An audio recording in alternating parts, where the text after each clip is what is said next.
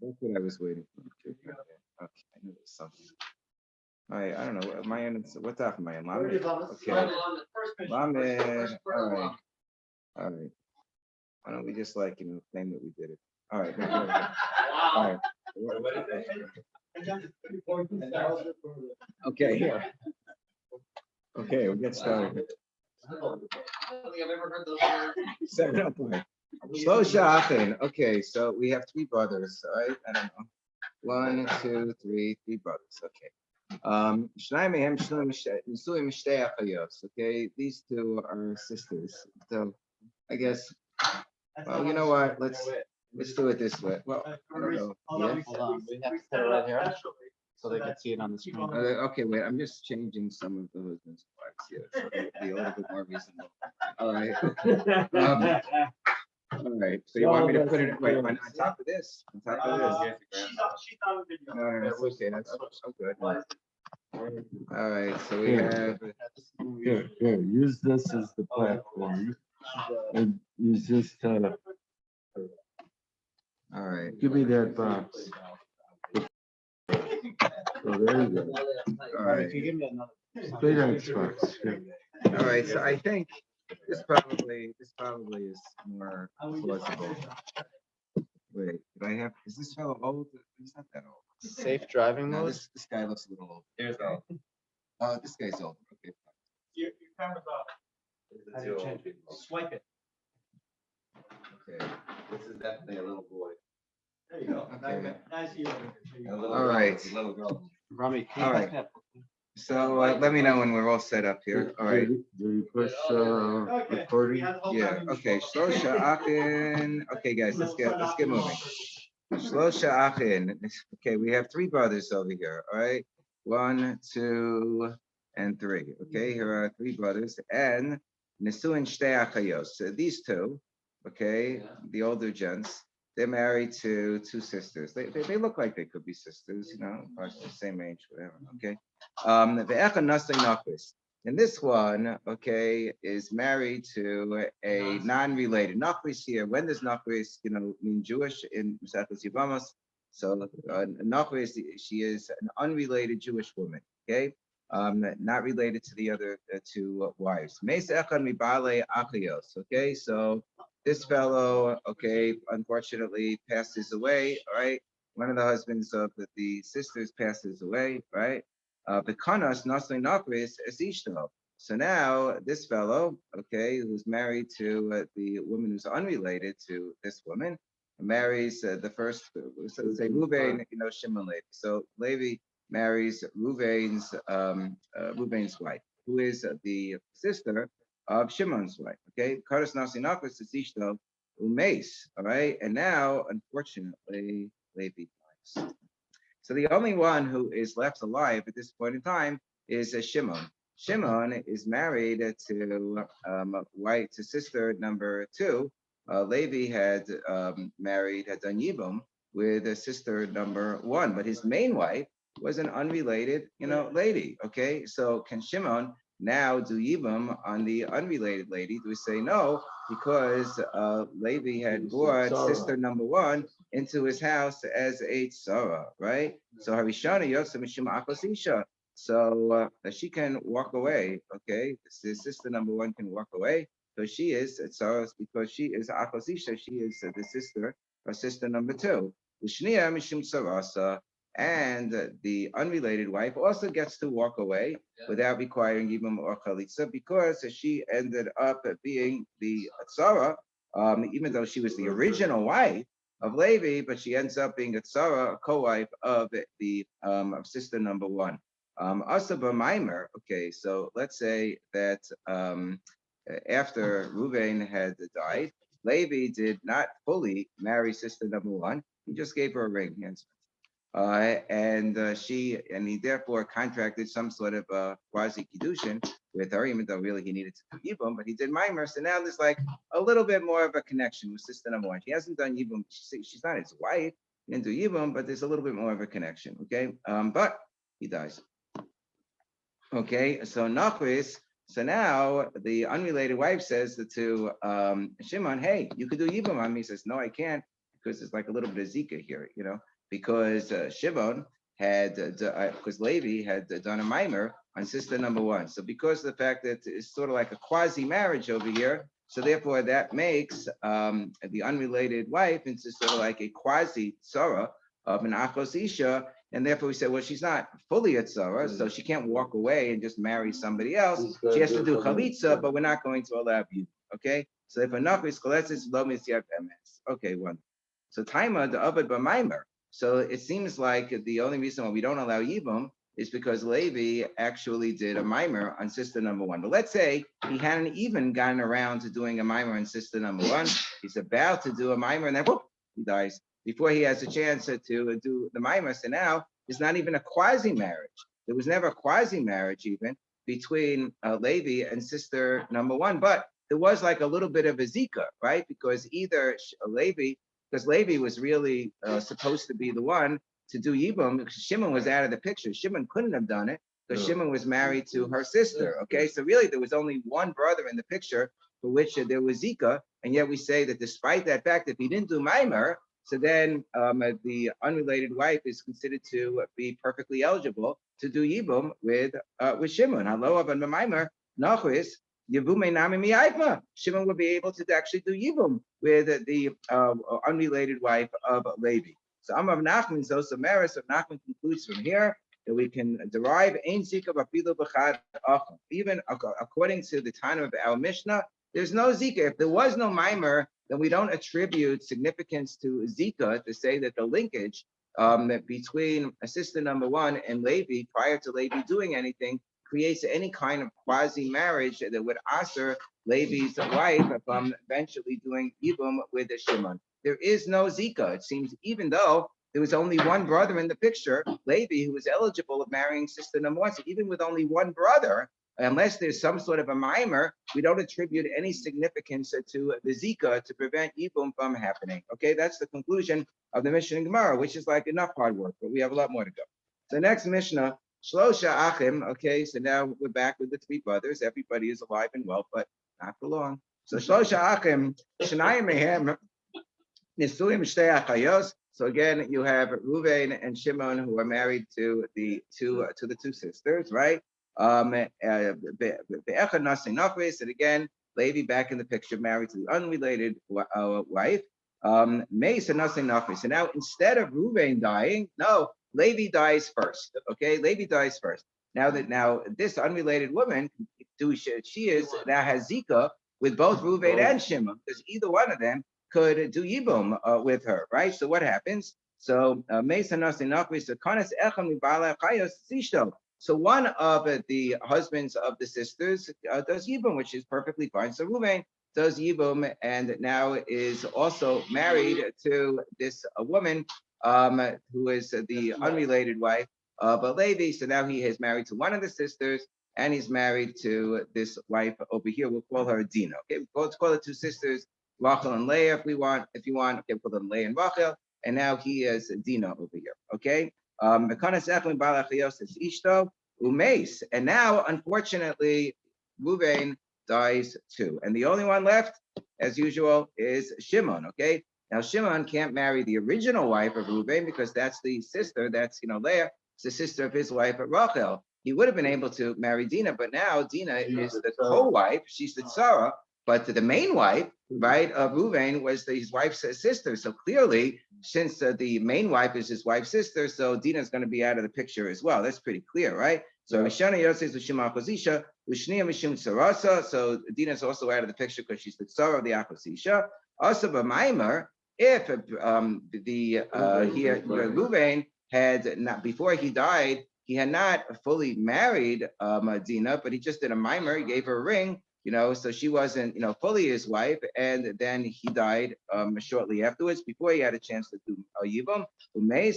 So then, Nachris, Choletzis, Blomis, Yavem. Since she wasn't the full wife, so therefore, arguably, she is still eligible for Yibum as far as Shimon is concerned, but because, there was some type of a mimer was performed, so the Zika became, stronger, shall we say, between Reuven and Dina.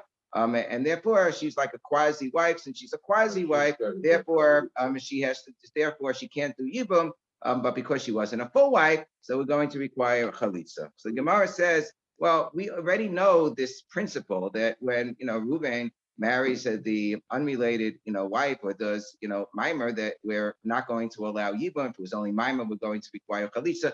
We already know this din from the first Mishnah, right? Okay, so hasu lamali hainu hach hashtu ma hasam the achos isha haviyatzara lenachris. In the first case, where the achos isha, where it was Reuven who died first, and then Levi, so that the wife's sister was only sort of an afterthought. She was the one who came on afterwards as the co-wife, and yet we said nonetheless, despite the fact that Dinah, the unrelated wife, was the main wife, she still doesn't do yibum. She's still considered to be a tzara, of the achos isha, even though she started out as the main wife, right? So hashta, she's forbidden, even if there's a mimer, she's a surah. So hacha the nachris achos isha. So here, where where Levi died first, and then you had Reuven, so that his main wife was the achos isha. The main wife was the achos isha. Obviously, in this case, we're not going to allow Dinah to marry Shimon, so it's almost like a kal v'chomer. So we say you're right, but the Tana, Tana Beresha, Behach Chazia Lehetera Besharia. Our Tana really only had the second Mishnah came first, and the first Mishnah he didn't record because he thought that in the case of the first Mishnah, he thought that the co-wife, that the main wife, who was unmarried, would be permitted to do, at least in a case where you only had mimer, she would be permitted to marry Shimon because of the fact that she was the main wife and she was unrelated, and the achos isha wasn't fully incorporated as a co-wife in that case, because there was only mimer. So I would have thought I would have allowed you in that case, and that in fact was the original conclusion of our Tana. But then he came to the conclusion, you know what? That case should be usher as well, okay? And therefore, the chavivale akadma, and since that was sort of like a later revelation or conclusion that our Tana darshan, so he put that Mishnah first, even though now that I know that even in that case, I'm not going to allow Dinah to do yibum with Shimon. So obviously, in the first case, where she wasn't even the main wife to begin with, I'm not going to allow when she's only kind of like when she's sort of the main wife is the achos isha. When Reuven dies, I'm certainly not going to allow her to do yibum. But nonetheless, normally we say Mishnah Rishona lo zaza min koma. Here, the Mishnah Rishona happened to be the Mishnah Shnia.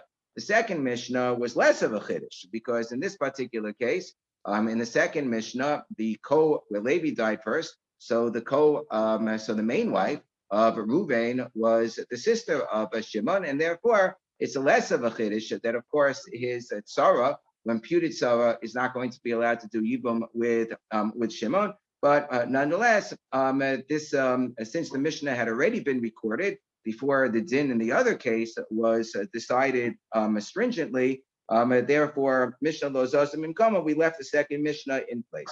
Okay, third Mishnah, Naya Mishnah. Shlosha achim shnayim mehem nesum shtei achayos. So we have the same story again. I have three brothers. Two of them are married to the two sisters. Reuben and Shimon are married to Rachel and Leah. Okay, I guess Leah and Rachel. Leah is the older sister, whatever. So shnayim mehem nesum shtei achayos. And one of the brothers is married to Dinah, who's unrelated. So now, just like in the first case, it is one of the brothers married to the sisters who dies first. So Reuben dies first. And now Levi does yibum, which Levi can perfectly do. With the wife of Reuven, because the wife of Reuven is not related to his wife at all. So now they're all happily married together. Very nice. However, that's not the end of the story. Umesa ishto shosheni. And now, believe it or not, Rachel here, she dies. Okay, so Rachel is dead, and now Leah does not have a sister who is alive anymore. Shimon no longer has an Achos Isha problem. He had an Achos Isha problem at one point in time, but now he no longer does because his wife died. Okay, and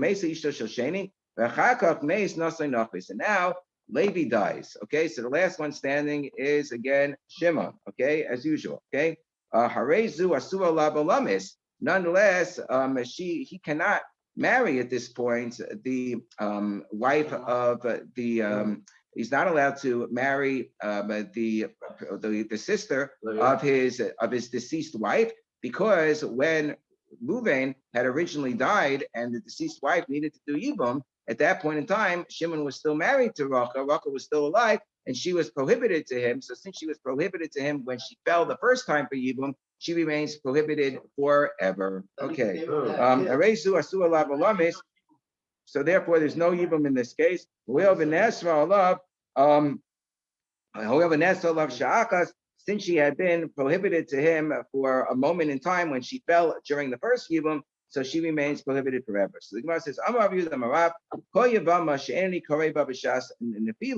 any Yavama, when she originally falls for Yibum, I say that Yibum can't be performed with respect to Yavama Yibaleh. She's like a wife of a brother who had children, in which case we say even if the children died afterwards, she's always considered to be an erba, basura, and she is prohibited. My kamash malan. Why do I need Rabbi Yehuda Marav teach me that din? It's the Mishnah. I know that. Well, Vanessa loves shachas. We say no. I might have thought that's only true in the case of our Mishnah, where originally, when Reuven died, there was still she was when Reuven died, she was not eligible to marry Shimon because Shimon's wife had not died yet. However, if I had a different case, I would have thought that maybe Yibum could be performed. But if at the time in which Reuven died, she already could have been, she could have done Yibum with him. So I might have thought that then she would be permitted to him. So Kamash Malan, that even in such a case, she would not be permitted. She would not be permitted to him. Therefore, that's the chiddush of Rabbi Yehuda Amarav, that if she was ever in a position to have been prohibited to him, so she remains prohibited to him forever. Because let's say, for example, what would the case be? That after his brother died, after Reuven died, let's say that his wife died, that Shimon's wife died prior to when Levi married Leah. So if Rachel died prior to when Levi married Leah, so I might have thought, okay, so at this point in time, she became eligible at that moment that his wife died. So I might think that he would be allowed to marry her then because Levi has not yet performed Yibum. So we say, no, even in that case, since at the time that Reuven died, Shimon's wife was still alive, even if she dies afterwards before Levi performs Yibum, he's still not allowed to perform Yibum with Leah. That, I mean, obviously, if his wife had died before Reuven died, he would be allowed to perform Yibum. But but here, where his wife died after Reuven died, but it was before Levi performed Yibum, he's still not allowed to perform Yibum in that case. So we say Hanami Tanina, but we have that also is learned in a different Mishnah that we have Shnei. It says Shnei Achim Nisuim Shtei Achayos. We have the case where there were two brothers who were married to two sisters, and Levi and Dinah are not in the picture altogether. Only two brothers married to two sisters. Okay, Meis Echad Mehem. So if Reuven dies, and then afterwards, so now when Reuven dies, his wife is the Akos Isha of Shimon's wife, and then Shimon's wife dies. So is Shimon now allowed to perform Yibum with Reuven's wife? Despite the fact that nobody else married her in the interim, and during this very same Nefilah that she hasn't performed Yibum with anybody, she now becomes permitted to Shimon by virtue of Shimon's wife passing away. We say, tough nuggies, he still can't perform Yibum with her. So we say, no, I wouldn't necessarily have derived the din from that Mishnah, because at the time that Reuven died, so his wife Leah was completely out of the picture because there was nobody to perform yibum with her. But in our case of Al-Hacha, where Levi is Levi is in the picture, and she's able to do yibum with Levi. So Ema, maybe I should say Miga Dechazi of the high. That since Leah could do yibum with Levi, so now that Shimon's wife has died as well, so maybe I would say she can also now do yibum with Shimon. We say no, Kamash Malan, she can't. Okay, next Mishnah. Shlosha Achim. Again, we're going to everybody comes back to life. Okay, Shlosha Achim. And Shlaim Yem Nesumim Shtei Achayos. Same scenario. We have Reuven and Shimon who are married to Leah and Rachel, the two sisters. And I have the third brother, right? Levi is married to Dinah, who is an unrelated woman. Giresh, instead of dying, now we have a divorce. Ha. So Reuven says, I've had enough of this old bat. Okay, married 50 years and I'm done. Okay, so therefore he divorces her. Okay, so she's gone.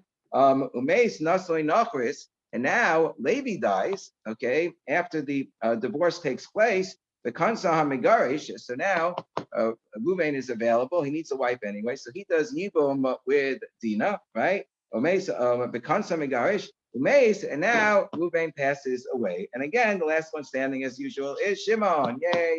Okay. Zui Sha'amu. So this is the case where we would apply the principle that we said in the very first Mishnah of our Masechta, Bekulan Shemeson Iskashut, Sarosan, Mutaros, that when if the divorce had taken place before the Yibum situation arose, so then there would be no problem with marrying the unrelated woman, because Dinah, it turns out, actually never really was a tzara to Leah directly, because Leah had died. I'm sorry, Leah had been divorced before Reuven even did Yibum, before Dinah was even susceptible to Yibum.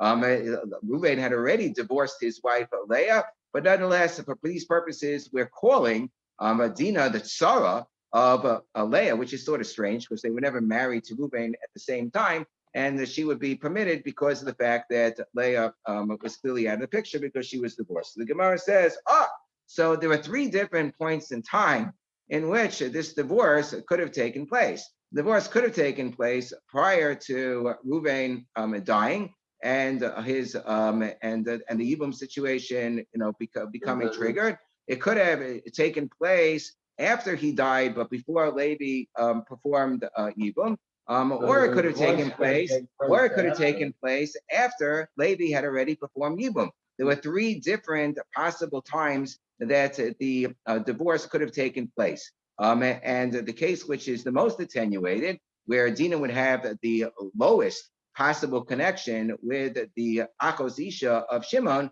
is our case, where the divorce took place prior to when Reuven even had the opportunity to perform Yibum with Dinah in the first place. So it seems like this is the only case, according to our Tana, that we're saying is permissible, as opposed to either one of the other two scenarios. Okay? Time in the Girish of Chakak Meis, or Meis, the Chakak Girish, but if the situation would have been that Reuven, that Levi would have died first, okay? Obviously, Reuven couldn't have divorced his wife after he died, but if the case would have been where Levi died first, and then there was already this Yibum situation, but before the Yibum was performed, Reuven divorced his wife.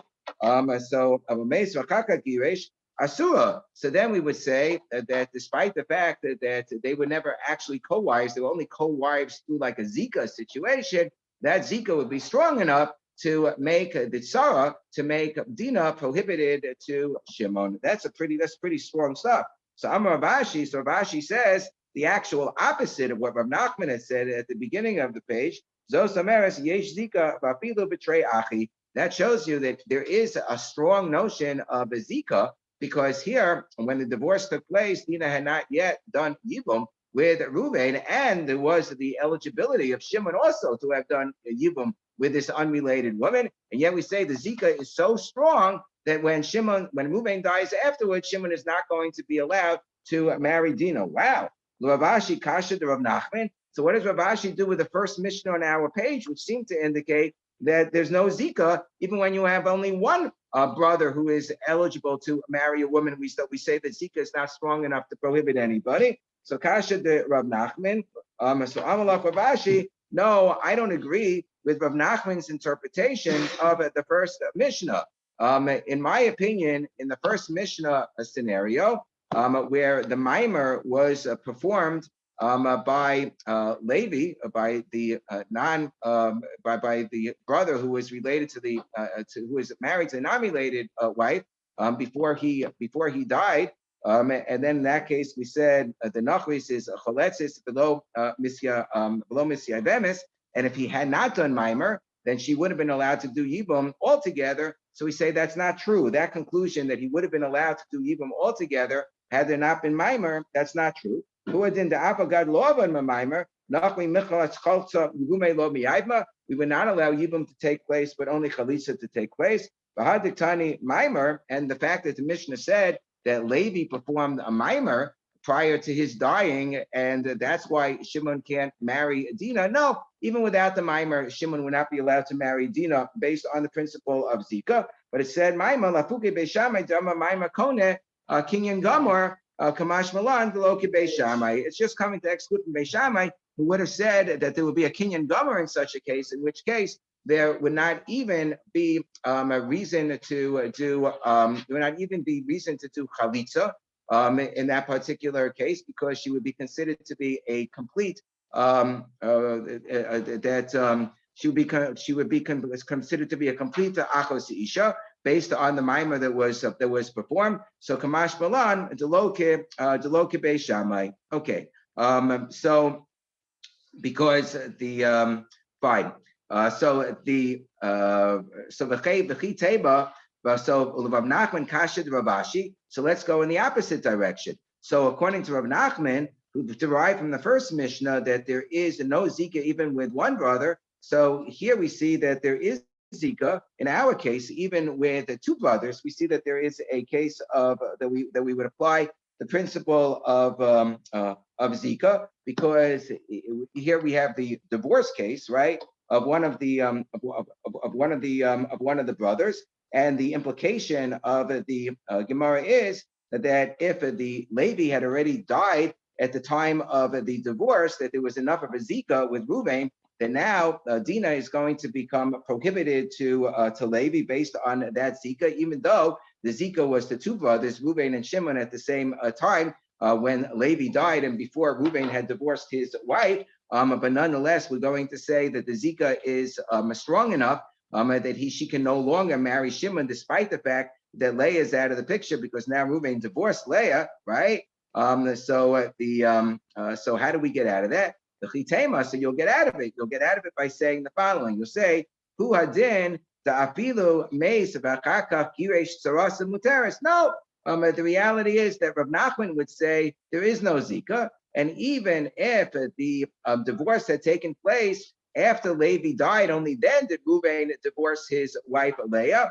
So then that even in such a case we would sarasa muteris, that she would be permitted, Dinah would be permitted to marry Shimon. So if that's true, elazuhi lemute mai. So when the Mishnah said zuhi sha'amu kulan shemeson iskashut sarasei mutaras, indicating that there's another case of divorce, we would not allow this imputed Sarah Dinah to marry Shimon. So what is that other case where we would not allow it? So the mute kanas rakaka giresh. So the only case that would be excluded, according to Rav Nachman, would be a case that is much more than our case of Zika. It would be the case where what happened, where you had kanas ve'acharkach giresh. What's kanas ve'acharkach giresh?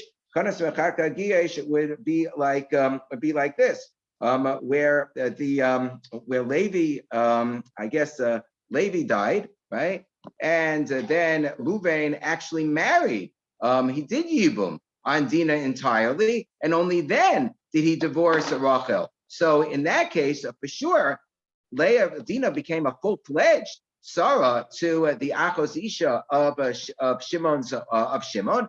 And in that case, even Rav Nachman would agree that Leah, that Dinah would be prohibited for Yibum when Reuven subsequently dies, right? So Hanicha Isavala Rabbi Yirmiyah. This would work out well if he held like Rabbi Yirmiyah, meaning that Rav Nachman can explain our Mishnah that way. If he holds like Rabbi Yirmiyah, what did Rabbi Yirmiyah say? So Amma Tava Mishishanazu Lo Shanazu. Rabbi Yirmiyah was on Daf Yud Gimel Amud Aleph, and there the Gemara looked at the very first Mishnah of our Masechta that seemed to indicate that when there is a divorce, the co-wife is always going to be permissible, even in a case where they actually were co-wives at one point in time, meaning that Reuven had actually done Yibum on Dinah, and only afterwards he divorced his wife Rachel. And we say that no, and then he died.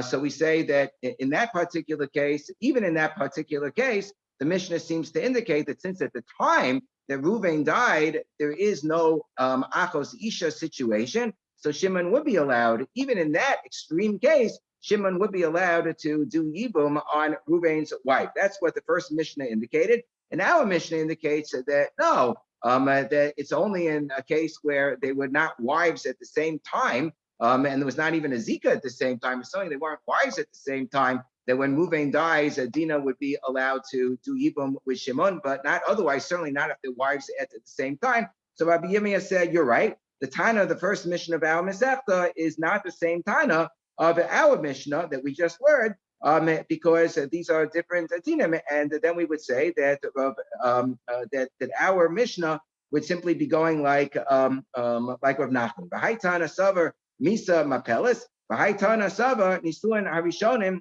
mapilim. So the one second.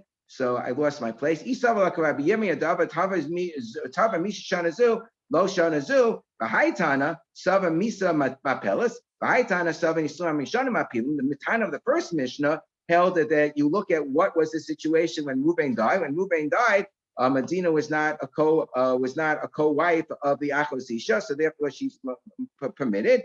And that's what the first Mishnah says.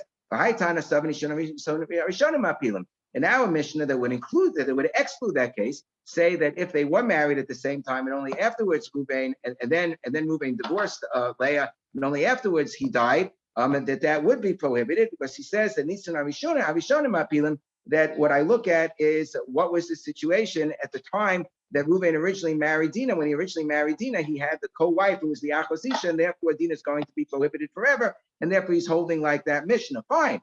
Zui limute kanas to the giresh. So then I can understand that the Zui, the case of Zui, the statement of Zui in our Mishnah comes to eliminate that case, and Rav Nachman holds like the Tana of our Mishnah, not like the Tana of the first Mishnah. However, Ela isavala karava. But if Rav Nachman would agree with the position of Rava, who says that no, there is no discrepancy between the first Mishnah of our Masechta and the Mishnah that we just learned, it's the same Tana. And the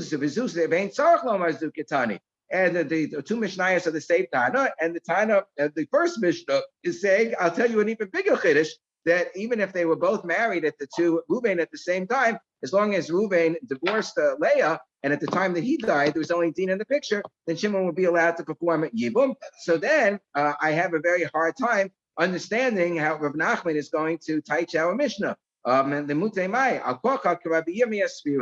So it's a very easy solution. The solution is, obviously, Rav Nachman would have to hold like Rabbi Yirmiyah that there is a machlokus between the two different Mishnayos, and he holds like the second Mishnah, not like the first Mishnah, and therefore he's able to exclude this case. Okay, great. Well, the Rava, and what about Rava, who says that in this case where Reuven actually was married to the two co-wives because he had already done Yibum with Dinah, and only afterwards he divorced Leah. So according to Rava, even in that case, when Reuven dies, Shimon is allowed to do Yibum on Dinah, because that's how he interprets the Mishnayos. So the Rava, Hanichi Savala Ravashi. So if he held, not like Rav Nachman, but he held like Ravashi, then who said that the only case that was permitted in our Mishnah, or at least would be the case where the divorce had taken place before Levi died altogether. In that case, but if Levi died before the divorce, so then since at that point there is a zika, so Dina is going to be permanently prohibited afterwards. So Zuhi Limute, what? So what is Zuhi coming to exclude? Mesa below Giresh. So if he holds like Rav Ashi, he can say that the Zuhi is coming to exclude the case of Mace below Giresh. What's Mace below Giresh?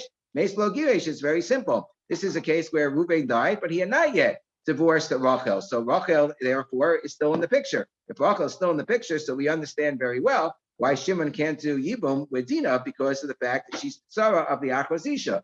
Rav Nachman, but if he would hold like Rav Nachman, that would say that this is that this is not the case that we're talking about, because Rav Nachman is of the opinion that we say Ein Ziko altogether. Zui Limute Amaya Koka Karavashi Spirale. So it must have followed that okay, he doesn't hold like Rav Nachman. He holds like Rav Ashi, and therefore he's able to exclude this case because according to Rav Nachman, that he says Ein Zika, then the every single case is going to be permitted except for the case of Kanas below Giresh, and the case of Kanas below Giresh, where he married her and he didn't divorce her. So that's kind of like going to be, very obvious. So we don't need to, state that principle. So I have a feeling that maybe what makes sense. Oh no, it's only 7:41. Okay, so we'll try to continue. Okay, Mishnah V'kulan Shahayu V'hen Kiddushin. If all of them had Kiddushin, or Gerushin B'Safek, and I had a situation where somebody was married to an erva, but it wasn't clear that they were really married to the erva because it was only B'Safek, it was only like a questionable Kiddushin or Gerushin. So then, since the tsaros might not be necessarily a tsara of an erva, let's say that I have Ruvain is might be okay. Sorry about that, Leah. Ruvain might be married to Leah, but he might not really be married to Leah. He may have divorced Leah, but he might not have divorced Leah. So Leah might be married to him, might not be married to him. So now he dies, and we don't know whether Dina is free and clear to marry Shimon or not, right? So we say in such a case, since she might be free and clear, she can't marry somebody else without chalitza. She does chalitza, but because of the fact that she might not be free and clear, because it could be that Ruvain is actually married to the Akos Isha of Shimon, so therefore Dina cannot do yibum. So Elo Atzoros Kolsos V'lo Mis Yaimos. Case of Safek Kiddushin. What's the case of Safek Kiddushin? Zarak La Kiddushin Safek Karov Lo Safek Karov La. If he threw Kiddushin, there was like 8 amos between them, and he throws her the ring, and the ring might be closer to him, in which case it's not considered in her possession. It might be closer to her, it's within her Dalet Amos, in which case she makes an acquisition, and they're married. Zeu Safek Kiddushin. What's Safek Gerushin? Kasavik Saviado. So there are 3 cases in the Sekas Gittin where we say that it's really a good get, but we treat it as Pasal Midrabanan. So Safek Gerushin, Kasavik Saviado. He wrote to get himself, but there were no witnesses. Yesh Lavedim, no witnesses. Vein Bosman, but the date is missing. Yesh Bosman, there's a date. Vein Boaleid Echad, but there's only one aid. Zeo Safek Gerushin. These are all cases where it would be Safek Gerushin. And a case of Safek Gerushin, if he gave this type of a get to his wife Leah, she really, technically on a deraisa level, is considered to be divorced. So Dina really could do yibum, but because of the fact that we don't treat it as a valid divorce, so therefore we treat it as if Ruvain is still married to Leah, in which case Dina cannot do yibum with Shimon, and therefore she has to do chalitza. Okay, but she's not free and clear because technically speaking, the divorce really was a good divorce. A little bit different from the case of the Safek Kiddushin, where we just don't know whether the Kiddushin was good or not. In the case of Safek Gerushin, really, b'diavad, it was a good get, but because we treat it like it's not a good get, so therefore we're going to be machmir to say that there should be chalitza and not yibum.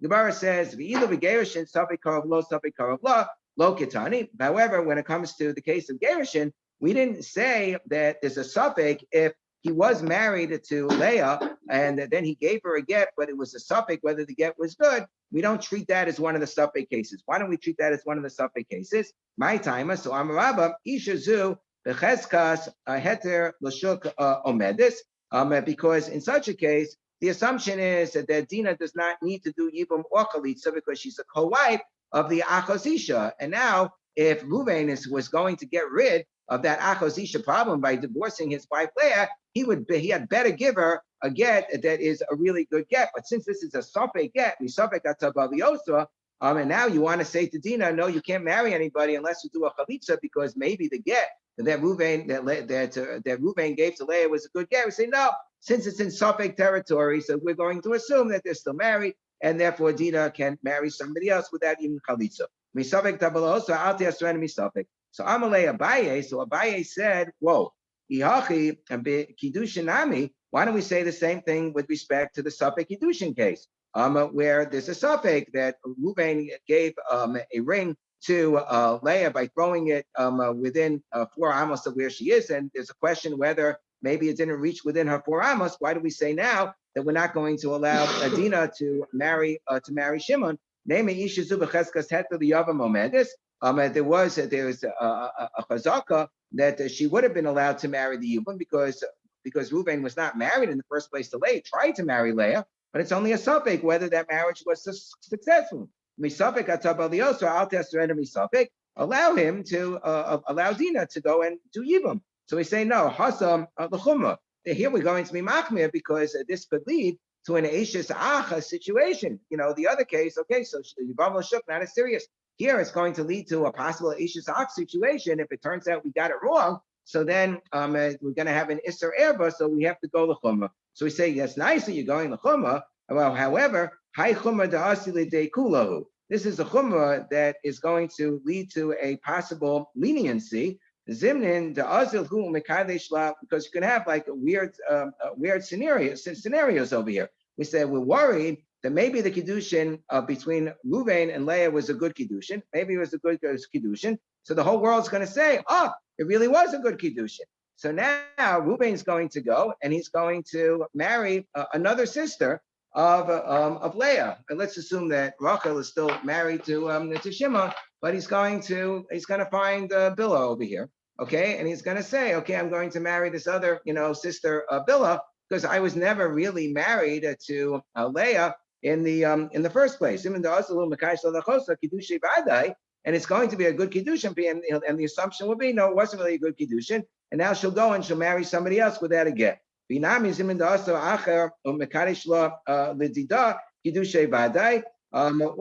somebody else is going to come along, and somebody else is going to marry Leah. Some foreigner off the street is going to marry Leah, and they'll assume that the kiddushin was not a good kiddushin.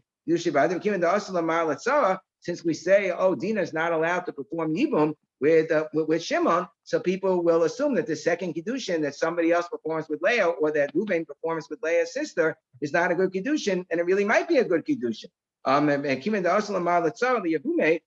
common kiddushin, they'll say that the first kiddushin that the kiddushin that was contracted by Reuven with Leah was in fact a good kiddushin. With the basra lav kiddushin, and the second one was not a good kiddushin, and you'll let that person go without a get. And if he subsequently marries a sister, so then we're going to say, oh, he was never really married to the sister. And then his brother from his mother's side will, go and marry will marry this woman and say, oh, she was never really married to my brother in the first place. The baso lav kiddushin. So kivan to kametzachos chalitza. So we say no, because of the fact that we require chalitza, we require Dina to do chalitza with Shimon. So therefore, that alerts to the world to the possibility that the kiddushin between Reuven and Leah might not be a good kiddushin. Given them kametzachos chalitza, may the yadi the chumra be almahu. Okay, so we'll stop here. I think I explained everything. I apologize. There's a couple of lines before this Mishnah that I think I could have explained a little bit better, but maybe I'll try to do that in preparation for tomorrow. Okay, very good. Okay.